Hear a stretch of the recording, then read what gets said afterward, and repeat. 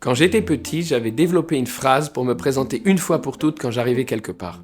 Parce que j'avais remarqué que les gens me posaient toujours les mêmes questions.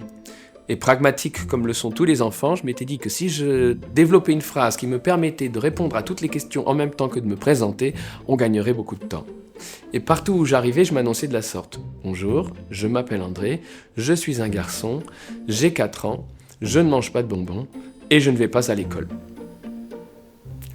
Et j'ai envie d'utiliser cette phrase aujourd'hui pour me présenter parce qu'il s'avère que très peu de choses ont changé. Bonjour, je m'appelle toujours André, je m'appelle André Stern. Je suis ce que l'on considère comme un garçon. Je n'ai plus 4 ans, j'ai 52 ans aujourd'hui, mais je suis resté un enfant. Je ne mange toujours pas de bonbons et je ne suis jamais allé à l'école. Ce qui fait de moi, dans notre paysage éducatif, une exception. Et ça a toujours été étrange pour moi d'être une exception, puisque ce que j'ai vécu du point de vue de l'enfant est ce qu'il y a de plus banal. Tout enfant mis dans une situation similaire à la mienne aurait les mêmes choses à raconter que moi. Il n'y a rien de tout ce dont je vais vous parler qui soit un mérite personnel. Ce sont des choses qui me sont arrivées, pour lesquelles j'éprouve une grande reconnaissance, et dont je vais vous parler, mais je n'ai rien inventé. Il n'y a rien qui me rende spécial ou admirable.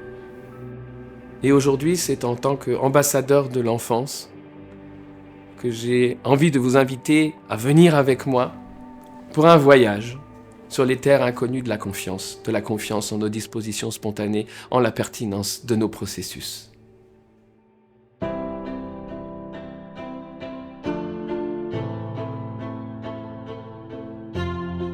Dans ce cours, nous allons parler de dispositions spontanées, de processus, de potentiel, de bombes de potentiel. Dans ce cours, nous allons parler d'apprendre, de jouer, nous allons parler d'enthousiasme, nous allons parler de rythme, de rituel, nous allons parler de confiance. Nous allons parler de l'inverse, de nos craintes, de nos peurs, de nos attentes concernant la socialisation, les conditions, les circonstances que nous offrons. Nous allons parler de notre crainte de gâcher l'avenir de nos enfants. Nous allons parler de notre crainte de l'addiction aux écrans. Nous allons finalement parler de ce qui nous concerne, chacune et chacun, dès que nous avons affaire de près ou de loin à des enfants. La question, comment s'assurer, comment avoir la garantie que nous faisons tout ce qu'il est nécessaire de faire pour que nos enfants deviennent un jour de bonnes personnes.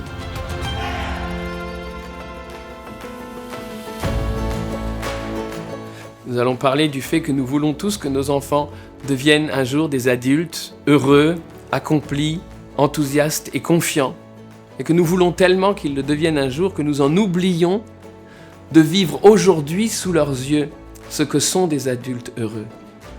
Car si nous ne vivons pas aujourd'hui sous leurs yeux ce que sont des adultes heureux, comment le devineraient-ils un jour lorsqu'ils seront eux-mêmes adultes?